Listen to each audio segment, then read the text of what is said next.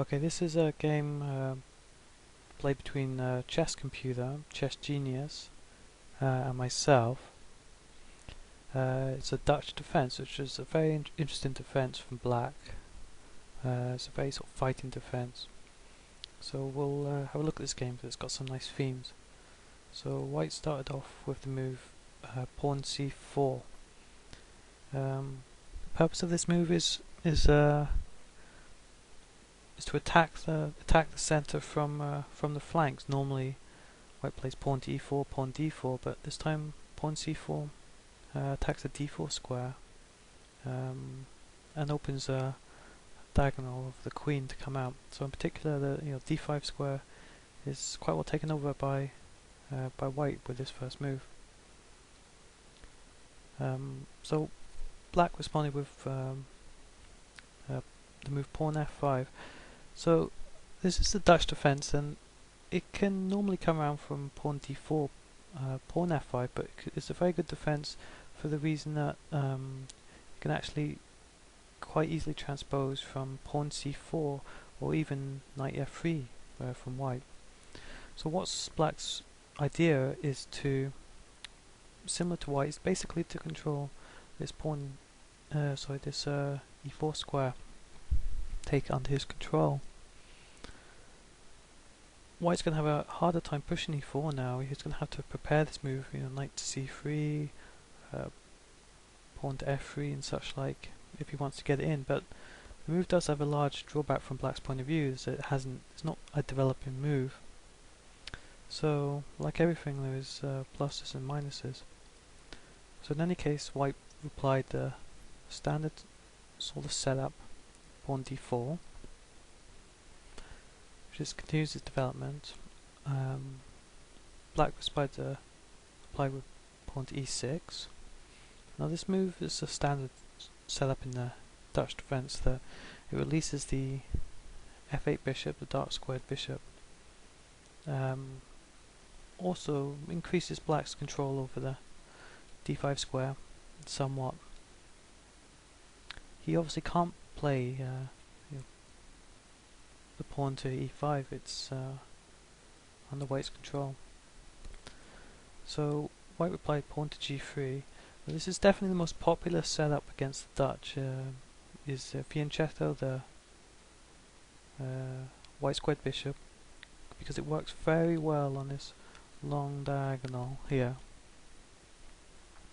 Very, very popular setup and most common. So that's his plan. Now Black continued development of his kingside with knight f6. White continued his plan, bishop to g2. Now Black, again, simple plan to continue his kingside development, and played bishop e7.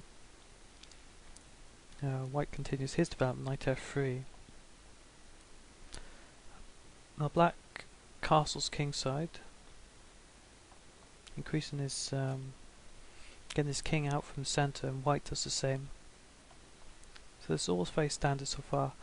Now Black plays here. He has two options. He could play pawn to d5, or he could play what was played in the game was pawn d6.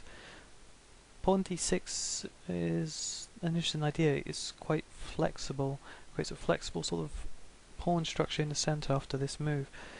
You can see just how flexible it is. All the pawns, there's no fixed structure, any of them can still move. Both from White's point of view and from Black's, the e pawn and d pawns can all, and indeed the c pawns, can all move. So it allows Black to react to White's plans quite well. Now White continued with knight to c3, which just continues his development.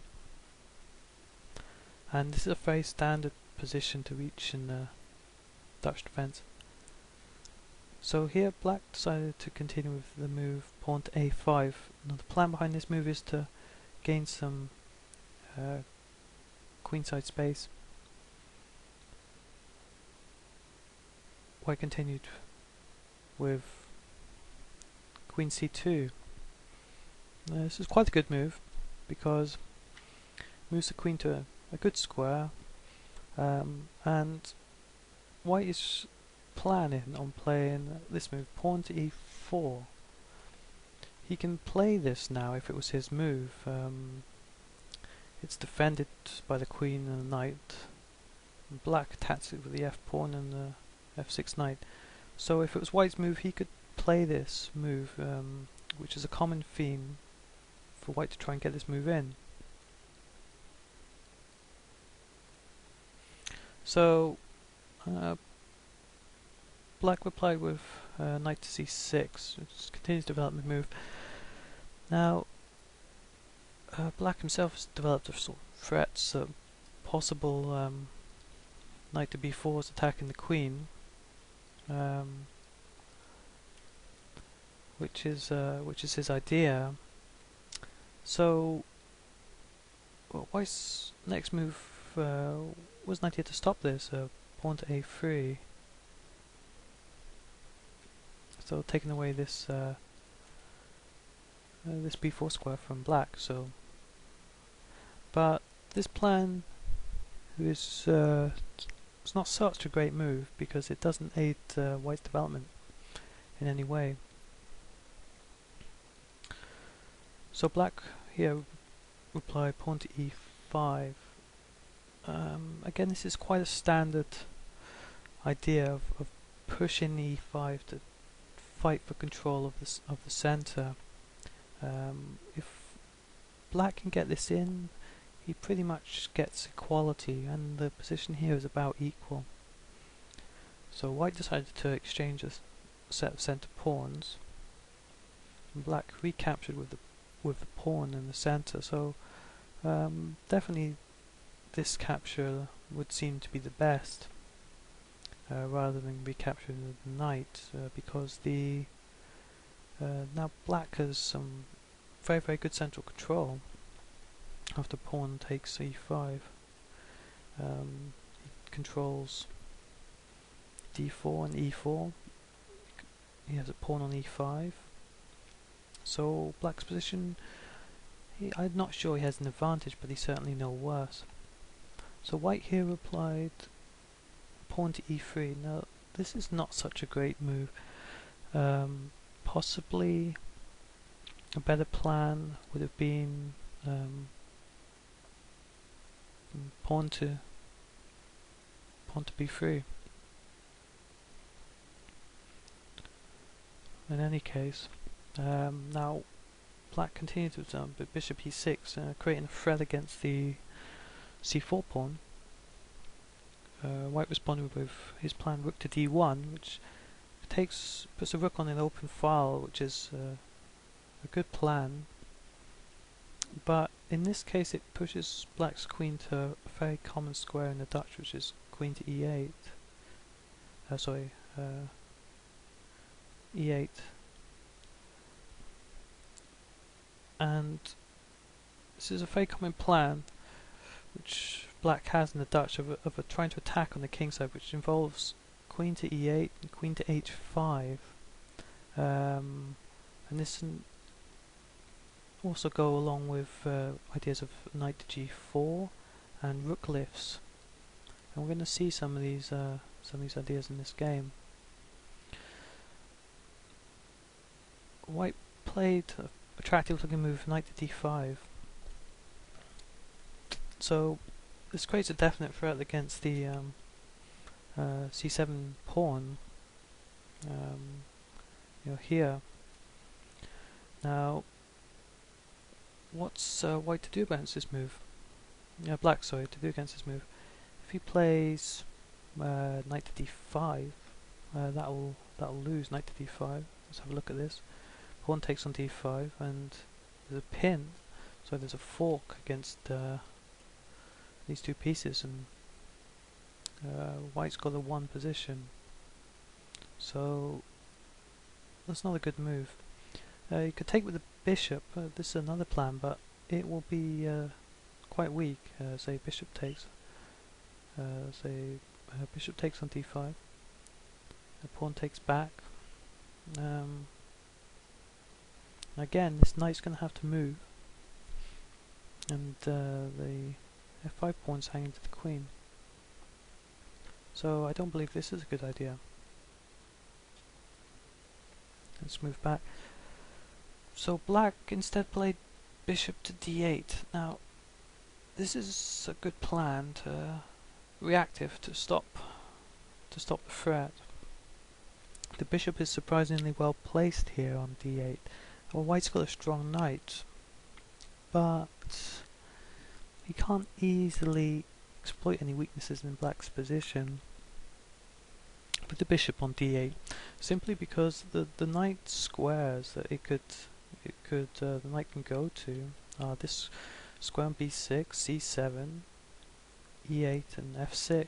Now if you see that all these squares are actually covered by the bishop as well, so the bishop is actually semi-dominating the knight. You could argue that the knight is also dominating the bishop because the bishop couldn't move to those squares either. So both pieces have effectively cancelled each other out. Now after this bishop to d8, white played pawn to h3. Now his plan is to choke up the king side. He's expecting black to come along with a standard attack of queen to h5, rook to f6 and such like. So this is a good defensive move. So black continued to have queen to h5 in any case, to try and follow the sort of standard Dutch motif of a kingside piece attack. Now in the next move white went wrong. He played knight to e1. Now this is a definite pawn move. It does. What's his plan here? I mean, it has increased the scope of the bishop. So possibly the plan was, for example, knight takes on f6, bishop takes on c6, doubling the pawns. But this semi-falls into black's plans of a kingside attack. A better move would have been pawn to b3. Now, if he played pawn to b3, he would have been able to develop the bishop to this good square and put some pressure on the e5 square. I think this is a good plan. So, after knight to e1, black continues trying to get his kingside attack going pawn to f4. Again, this is quite standard. He's preparing to open up the queenside, the kingside, sorry. Now, white replied with a blunder. Played pawn g takes on f4. Now this is a very, very bad move. It goes from a position which is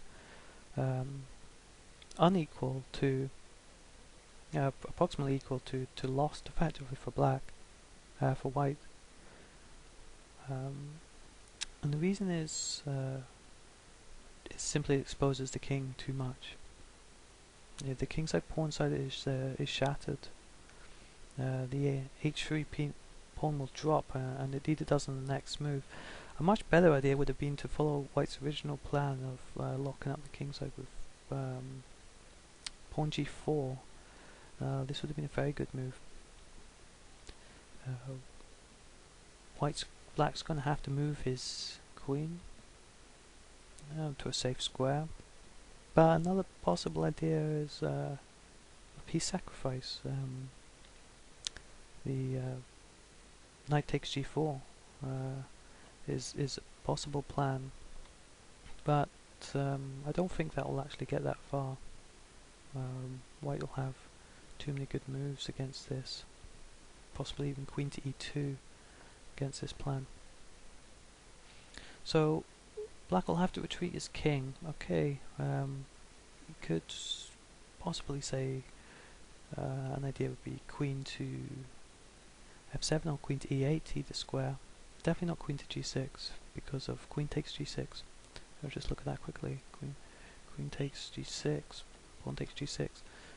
No, I don't like that for black. So queen to f7 is possibly better, with the idea of a plan of possibly pawn h5 to try and continue this attack. So let's go back to the position of the game. After pawn takes on f4, black replied bishop takes on h3, and white now played bishop takes h3, queen takes h3. So you can see just how far black's progressed. He's got a very, very strong attack against white's king. Now white desperately needs to get defenders over to the king side, so he played probably the best defensive move, queen to e2, another possible defensive move, knight to g2. So black here continued with a very standard attacking plan of a rook lift. So this is now a forced situation. Black played knight takes on d5. The idea is not really to exchange pieces as such, but it's simply to allow this rook to come into the game on either f6 or possibly I'll just get rid of those arrows. Pawn to f5, rook to f5. Sorry.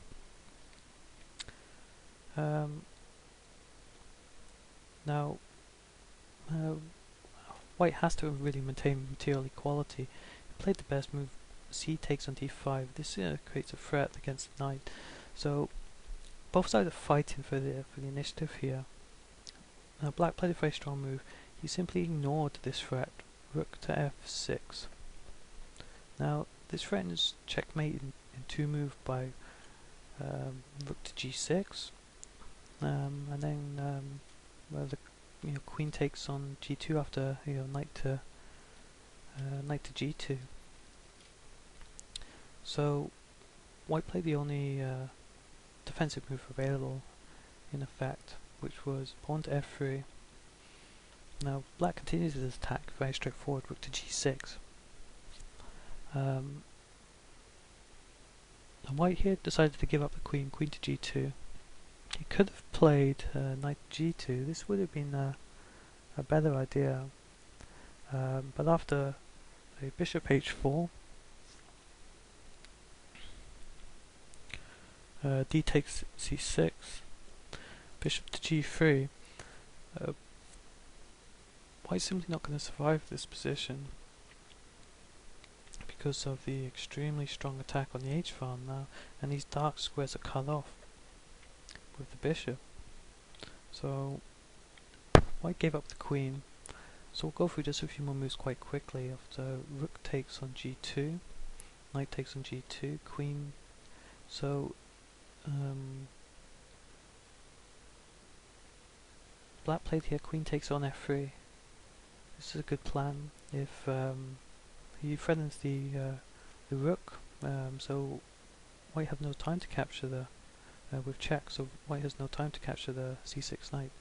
So white defends the rook, attacks the queen, but black plays queen takes on d5. So white's position is completely gone. He's far too far back in material, and as well as that, black's got an extremely strong attack. So let's just play through the remaining moves of the game. I'll play king f2. Black developed the bishop e7. So finally the bishop develops. White just can't find a defensive plan. King to g1. It's a typical sort of computer move. It's got a completely lost game. It doesn't really know what to do. Rook to f8. Black play rook f8. King to h2. Again, the computer doesn't know. Can't find constructive defensive ideas here. Black played rook f5. Again, this is a common theme of rook lifts. This is the second rook lift in the same game. White plays rook e1. Now black's coming into the kill. Queen to f3, pawn to e4, rook to h4, 5 check, king to g1. Black's throwing his pieces in knight to d4, bishop e3 now. Black played rook h3. It's not really the best defensive move because the computer does start to find ideas. Pawn to b4. The idea of this move is to actually put the rook on a2, defend across the board, which is reasonable. So Black played knight to e2, check. White's forced to recapture this, so Black's won the exchange. Black captured the pawn. White captured the pawn on e5. Rook takes on e3 now. Knight takes on e3. Queen takes on e3, check, and king to h2. Bishop h4. So White's going to get mated by the queen bishop combination. Pawn to e6, queen to f2, check. King to h1, bishop g3, rook f1. There's no defense anymore. Queen to h2. So that's the end of the game. So I think this game demonstrates some important points. How the standard Dutch position can arise, even from flank openings. Demonstrates the idea of playing from Black's point of view, playing e5 if possible. Another theme is the queen to e8, queen to h5 idea. Another theme is the this idea of the rook lifts, rook to f8 to f6 or f5, and we saw that twice in this game. So I hope everyone enjoyed it.